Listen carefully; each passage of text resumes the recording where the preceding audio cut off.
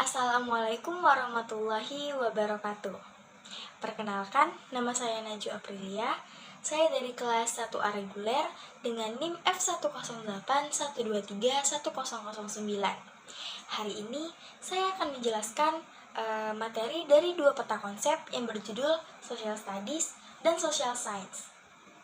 Sebelumnya, mohon maaf kepada Paryo Pranata jikalau saat membuka video saya kualitas videonya tidak jernih, dikarenakan kamera HP saya tergores mengakibatkan kamera saya tidak seperti seharusnya. Nah, saya akan memaparkan materi yang pertama, yaitu Social Studies. Mungkin Social Studies tidak terdengar asing di telinga kita, bukan? Itu karena Social Studies merupakan arti dari ilmu pengetahuan sosial. Seperti yang saya sebutkan tadi, bahwa ilmu pengetahuan sosial merupakan terjemahan dari Social Studies. Social Studies merupakan ilmu-ilmu sosial yang disederhanakan untuk tujuan pendidikan yang meliputi aspek-aspek seperti ilmu sejarah, ilmu ekonomi, ilmu politik, sosiologi, antropologi, psikologi, ilmu geografi, dan filsafat yang dalam prakteknya dipilih untuk tujuan pembelajaran di sekolah dan di perguruan tinggi. Bila dianalisis dengan cermat, pengertian social studies mengandung beberapa hal, yaitu yang pertama, social studies merupakan turunan dari ilmu-ilmu sosial. Yang kedua, disiplin ini dikembangkan untuk memenuhi tujuan pendidikan pada tingkat persekolahan maupun tingkat perguruan tinggi. Yang ketiga, aspek-aspek dari masing-masing disiplin ilmu sosial itu perlu diseleksi sesuai dengan tujuan tersebut. Nah, adapun pengertian IPS yang dikemukakan oleh beberapa ahli pendidikan dan IPS di Indonesia. Saya mengambil dua ahli dalam hal ini.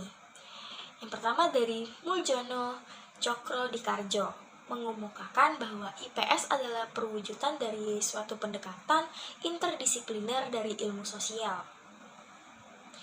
IPS merupakan integrasi dari berbagai cabang ilmu sosial, yakni sosiologi, antropologi, budaya, psikologi, sejarah, geografi, ilmu politik, dan ekologi manusia yang diformulasikan untuk tujuan instruksional dengan materi dan tujuan yang disederhanakan agar dapat mudah dipelajari.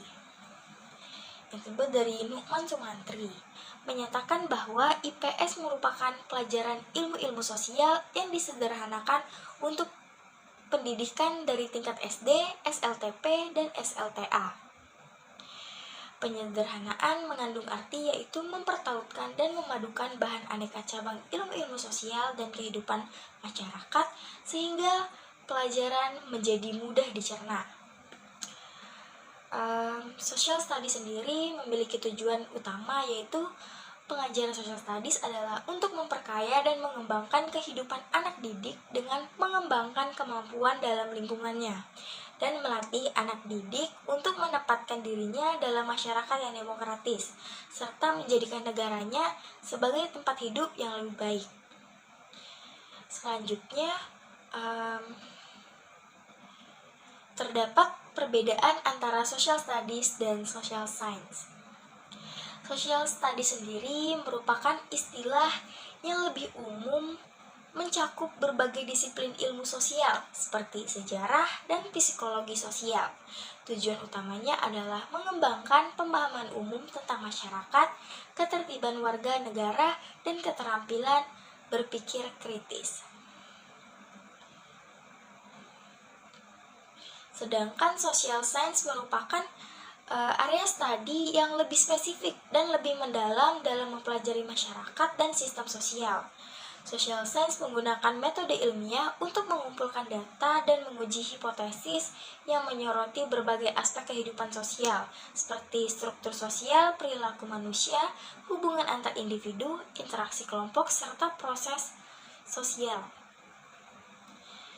Social Studies sendiri memiliki bidang studi, yaitu sejarah, geografi, ilmu politik, ekonomi, sosiologi, antropologis budaya, psikologi, sosial, kajian HAM, dan lingkungan sosial. Yang pertama, sejarah. Sejarah sendiri mempelajari peristiwa penting dalam masa lalu manusia, perkembangan peradaban, tokoh-tokoh bersejarah, dan dampaknya terhadap dunia saat ini. Yang kedua, geografi. Mempelajari tentang prinsip-prinsip dan konsep-konsep geografis seperti lokasi, lingkungan fisik, peta, permukiman manusia, dan hubungan antara manusia dan lingkungannya. Yang ketiga, ilmu politik. Ilmu politik mempelajari sistem politik, pemerintahan, kebijakan publik, peran warga negara, dan proses demokrasi secara umum.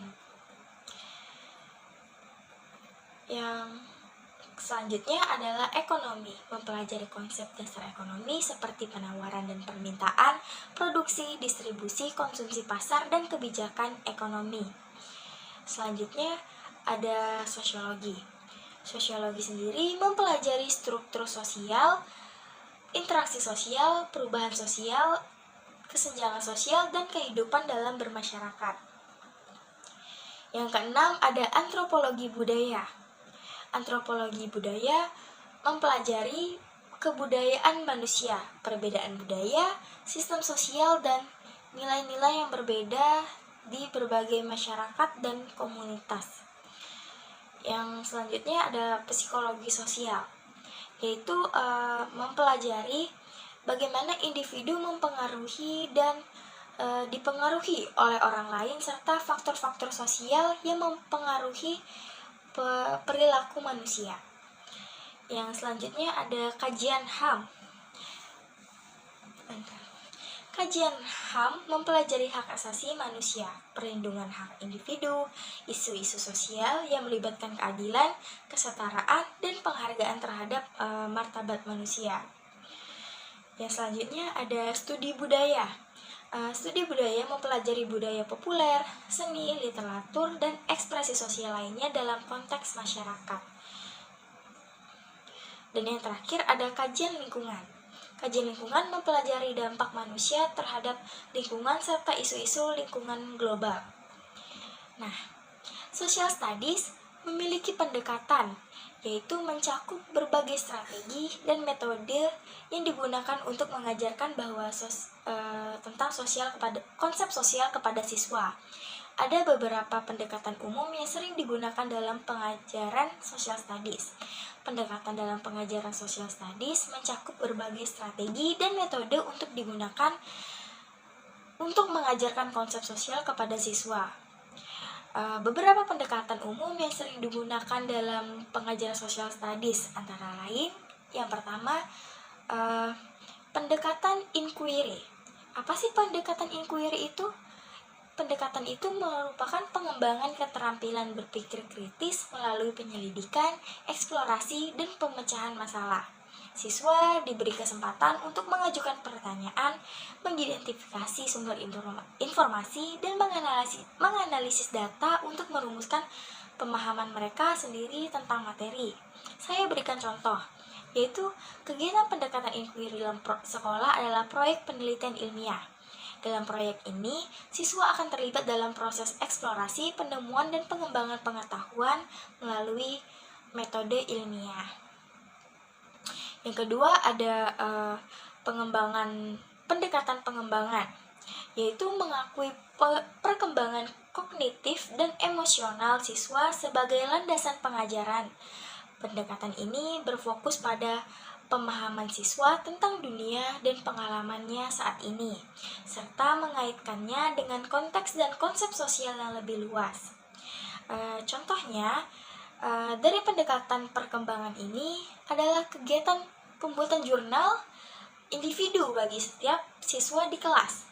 Dalam kegiatan ini, setiap siswa akan memiliki jurnal pribadi di mana mereka dapat mencatat pengalaman, pemikiran, dan refleksi tentang perkembangan mereka dalam berbagai aspek kehidupan baik di sekolah maupun di luar sekolah. Jurnal ini sendiri dapat mencakup hal-hal seperti pencapaian akademik, keterampilan sosial, emosional, dan fisik, serta perencanaan dan tujuan masa depan. Kegiatan ini memberikan kesempatan bagi siswa untuk mengembangkan keterampilan mengatur diri, mengenal diri sendiri, dan merenungkan perkembangan mereka dari waktu ke waktu. Yang ketiga, ada pendekatan multibudaya. Pendekatan multibudaya yaitu memperkenalkan siswa pada berbagai budaya dan masyarakat, mendorong pemahaman dan penghargaan terhadap keberagaman manusia. Pendekatan ini membantu siswa memahami perspektif budaya yang berbeda dan menghargai kontribusi berbagai kelompok sosial dalam pembentukan masyarakat. Saya beri contoh, yaitu mengadakan pameran multibudaya di sekolah, di mana siswa dari berbagai budaya dan latar belakang etnis dapat memamerkan dan membagikan pengetahuan tentang budaya mereka kepada siswa lainnya. Di pameran ini, setiap siswa dapat menampilkan pakaian tradisional, makanan khas, tarian, bahkan musik atau seni tradisional yang ada di budaya mereka. Melalui kegiatan ini, siswa dapat saling memahami, menghargai, dan merayakan keanekaragaman budaya yang ada di sekitar dan di sekitar sekolah. Yang keempat, ada pendekatan interdisipliner. Mengintegrasikan berbagai disiplin ilmu sosial dan ilmu pengetahuan lainnya untuk memahami fenomena sosial secara komprehensif. Pendekatan ini memungkinkan siswa memiliki hubungan dan keterkaitan antara bidang studi yang berbeda dan menerapkan pemahaman mereka dalam konteks kehidupan nyata. Nah, contohnya dari kegiatan pendekatan interdisipliner dalam sekolah adalah proyek penelitian tentang dampak perubahan iklim terhadap keanekaragaman hayati. Mengapa demikian? Karena berbagai mata pelajaran dapat terlibat seperti biologi, kimia, geografi, ekologi, matematika, dan bahasa Inggris. Para siswa akan belajar tentang interaksi antara faktor-faktor iklim dan dengan keanekaragaman hayati, serta bagaimana perubahan iklim dapat mempengaruhi ekosistem dan organisme di berbagai tingkat. Selanjutnya, ada pendekatan berbasis proyek. Nah, pendekatan ini melibatkan siswa dalam proyek-proyek atau kegiatan nyata yang memerlukan penelitian, kolaborasi, dan refleksi. Pendekatan ini memungkinkan siswa mengaplikasikan pengetahuan dan keterampilan mereka dalam situasi nyata sehingga meningkatkan penguasaan dan pemahaman mereka tentang konsep sosial. Nah, contoh dari kegiatan pendekatan berbasis proyek ini adalah proyek pembuatan taman sekolah. Dalam proyek ini, para siswa akan terlibat dalam perencanaan, desain, dan pembangunan taman yang dapat digunakan oleh seluruh siswa sebagai salah satu tempat bermain dan belajar di sekolah. Karena siswa sukanya bersantai di tempat yang adem, ya seperti di taman sekolah. Yang keenam, ada pendekatan pengambilan keputusan etis. Pendekatan ini mengajarkan siswa untuk mempertimbangkan aspek moral dan etis dalam menghadapi masalah sosial dan politik. Pendekatan ini mendorong siswa untuk berpikir kritis tentang implikasi sosial dari keputusan sosial dan kelompok, serta mengembangkan keterampilan pengembangan keputusan dan bertanggung jawab. Ada salah kata. Salah satu contoh kegiatan pendekatan pengambilan keputusan etis dalam sekolah adalah proyek pemilihan produk yang ramah lingkungan untuk digunakan di kantin sekolah. Dalam proyek ini, siswa akan terlibat dalam diskusi dan evaluasi tentang produk-produk yang dapat memiliki dampak positif terhadap lingkungan dan kesehatan. Nah, itu tadi adalah materi dari peta konsep yang pertama, yaitu dari social studies. Bisa diperhatikan.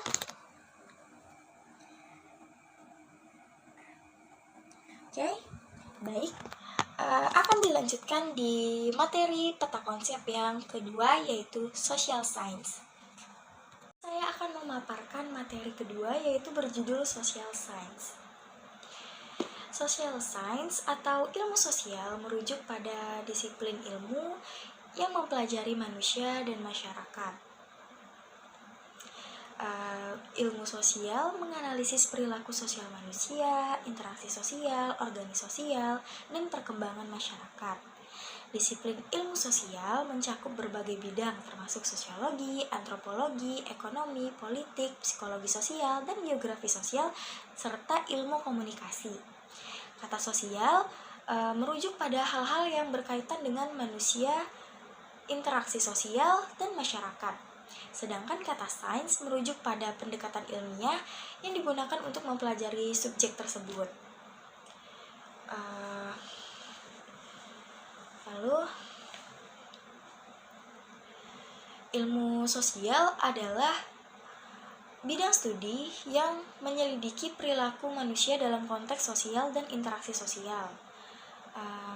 Ini melibatkan pemahaman tentang hubungan sosial, struktur sosial, norma dan nilai sosial, serta faktor-faktor budaya, politik, dan ekonomi yang mempengaruhi individu dan kelompok dalam masyarakat.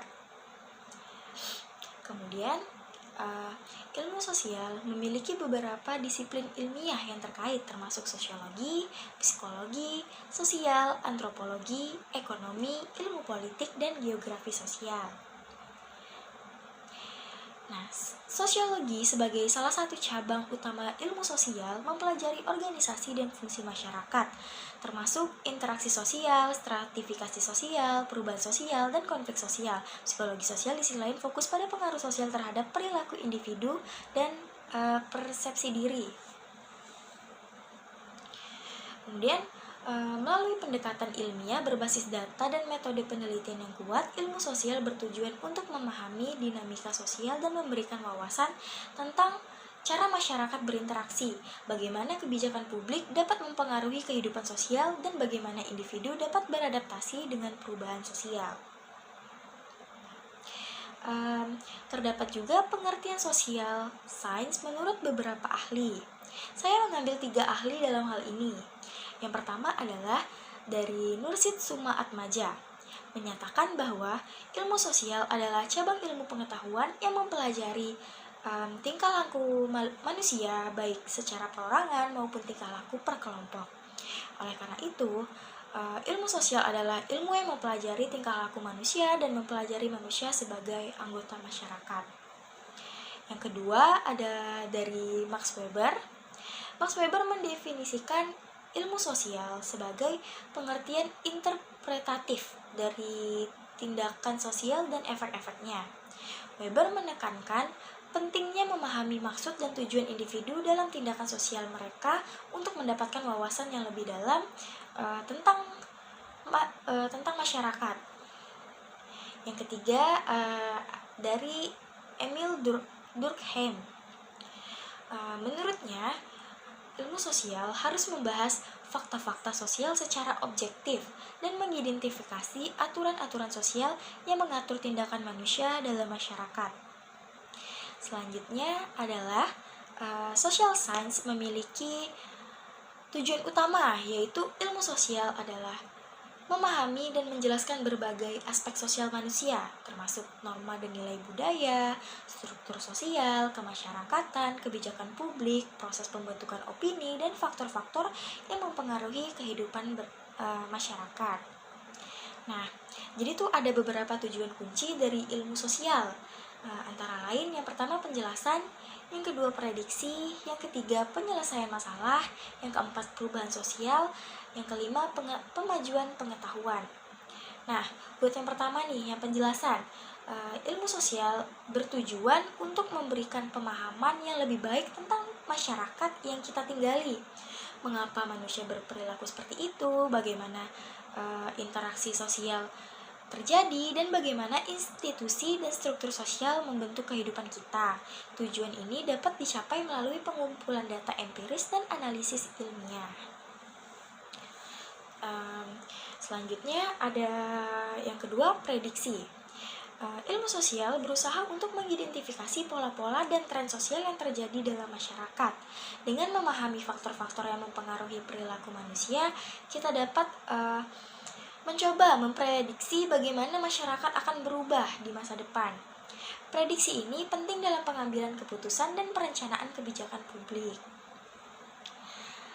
Kemudian ada nomor 3, yaitu penyelesaian masalah.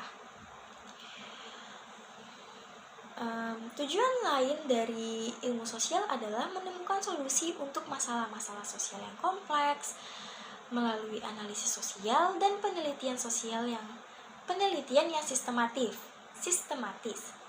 Ilmu sosial dapat memberikan pemahaman tentang akar penyebab masalah sosial tertentu dan menciptakan strategi untuk mengatasinya. Contohnya, ilmu sosial membantu dalam merancang kebijakan publik yang efektif, mengurangi ketimpangan sosial, atau meningkatkan kualitas hidup masyarakat.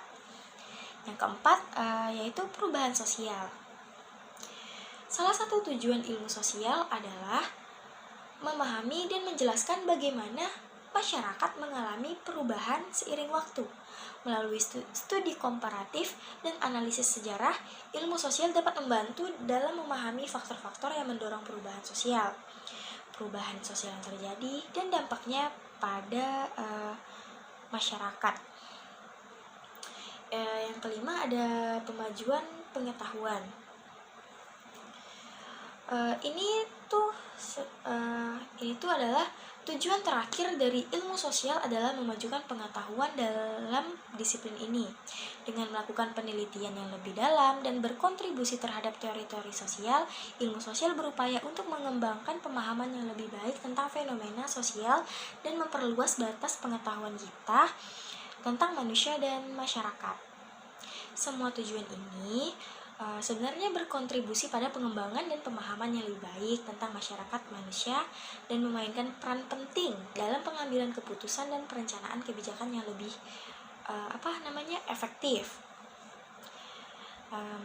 Seperti yang telah saya jelaskan tadi pada materi pertama, yaitu social studies dan social science memiliki perbedaan yang dimana social studies adalah istilah yang lebih umum yang mencakup berbagai disiplin ilmu sosial seperti sejarah, geografi, ilmu politik, sosiologi, ekonomi, antropologi budaya, dan psikologi sosial. Social science memiliki tujuan utamanya adalah mengembangkan pemahaman umum tentang masyarakat, keterlibatan warga negara, dan keterampilan berpikir kritis. Sedangkan social science atau ilmu sosial merupakan area studi yang lebih spesifik, yang lebih mendalam dalam mempelajari masyarakat dan sistem sosial. Social science menggunakan metode ilmiah untuk mengumpulkan data dan menguji hipotesis yang menyoroti berbagai aspek kehidupan sosial seperti struktur sosial, perilaku manusia, hubungan antar individu, interaksi kelompok, dan proses sosial. Social science terdapat bidang studi. Studi social science mencakup berbagai bidang dan disiplin ilmu yang mempelajari aspek-aspek sosial manusia dan masyarakat. Bidang studi utama dalam social science antara lain, yang pertama sosiologi, yang kedua ada antropologi, yang ketiga ekonomi, yang keempat ilmu politik, yang kelima psikologi sosial, yang keenam geografi sosial, yang ketujuh ilmu komunikasi, yang kedelapan sejarah, 9 studi gender, dan 10 ekologi manusia. Nah, yang pertama adalah sosiologi. Sosiologi ini adalah ilmu yang mempelajari struktur sosial, interaksi sosial, proses sosial, stratifikasi sosial, konflik sosial, dan perubahan dalam masyarakat. Yang kedua tuh ada antropologi. Antropologi sendiri yaitu ilmu yang mempelajari manusia secara holistik, meliputi aspek-aspek budaya, sosial, fisik, dan linguistik manusia, baik dalam masyarakat masa kini maupun masa lalu. Yang ketiga ada ekonomi. Ekonomi ini adalah ilmu yang mempelajari produksi, distribusi, dan konsumsi barang dan jasa, serta analisis keputusan individu, rumah tangga, perusahaan, dan pemerintah dalam konteks ekonomi. Yang keempat ada ilmu politik. Ilmu ini mempelajari tentang distribusi kekuasaan, proses pembuatan keputusan politik, sistem politik, struktur politik, kebijakan publik, dan hubungan internasional. Yang kelima ada psikologi sosial, ilmu yang mempelajari pengaruh sosial pada perilaku dan pikiran manusia serta interaksi dan dinamika antara individu dalam konteks sosial. Yang keenam ada geografi sosial. Ilmu ini mempelajari pengaruh lokasi geografis, lingkungan fisik, dan perspektif spesial terhadap pola sosial, interaksi, dan dinamika masyarakat. Yang ketujuh ada ilmu komunikasi. Ilmu ini mempelajari proses komunikasi manusia termasuk perilaku komunikasi, persepsi media, dampak media massa, dan pengaruh komunikasi dalam membentuk opini publik. Ya, selanjutnya ada sejarah. Ilmu yang mempelajari peristiwa masa lalu, pola perubahan sosial, dan perkembangan masyarakat dalam rangka memahami perkembangan dan evolusi manusia dan masyarakat. Yang kesembilan ada studi gender. Ini tuh ilmu yang mempelajari peran gender, konstruksi sosial gender, dan tantangan yang dihadapi oleh berbagai kelompok gender dalam bermasyarakat. Nah, yang ke-10 ada ekologi manusia dan lingkungan. Ilmu ini ilmu yang mempelajari interaksi kompleks antara manusia dan lingkungan, termasuk dampak lingkungan, keberlanjutan, dan perubahan lingkungan. Ada banyak bidang studi lainnya dalam social science seperti kriminologi, studi perkotaan, studi pembangunan, sains politik, studi kekayaan dan distribusi, dan lain-lainnya yang tidak dapat saya sebutkan. Setiap bidang studi ini memiliki fokus, metode, dan teori yang spesifik untuk memahami dan menganalisis aspek-aspek sosial manusia dalam konteks mereka masing-masing. Pendekatan dalam ilmu sosial mencakup berbagai pendekatan atau perspektif yang digunakan untuk memahami fenomena sosial. Ada beberapa pendekatan umum dalam ilmu sosial, yaitu yang pertama pendekatan fungsionalisme. Pendekatan ini melihat masyarakat sebagai suatu sistem yang saling terkait dan berfungsi untuk mempertahankan stabilitas. Fungsionalisme menganggap bahwa setiap bagian masyarakat memiliki peran dan fungsi yang berkontribusi pada kelangsungan sistem tersebut. Yang kedua ada pendekatan konflik. Pendekatan ini menekankan konflik antar kelompok sosial, yaitu antara kelompok yang memiliki kepentingan yang berbeda dan saling bersaing untuk sumber daya. Teori konflik ini melihat ketidaksetaraan sosial dan ketegangan dalam masyarakat sebagai faktor penting dalam pemahaman terhadap perubahan sosial. Yang ketiga ada pendekatan simbolik. Pendekatan ini melihat makna yang dihasilkan oleh individu dan kelompok dalam interaksi sosial. Pendekatan simbolik menekankan pada bagaimana individu memberikan makna dan memberi arti pada pengalaman mereka, serta membangun pemahaman bersama melalui proses komunikasi dan simbol-simbol. Mungkin ini saja pemaparan dari 2 peta konsep saya pada hari ini. Terima kasih jika terdapat kesalahan kata yang disengaja maupun tidak. Mohon dimaafkan karena kekurangan datangnya dari saya sendiri dan kelebihan hanya milik Allah Subhanahu wa taala. Terima kasih. Sekian. Wassalamualaikum warahmatullahi wabarakatuh.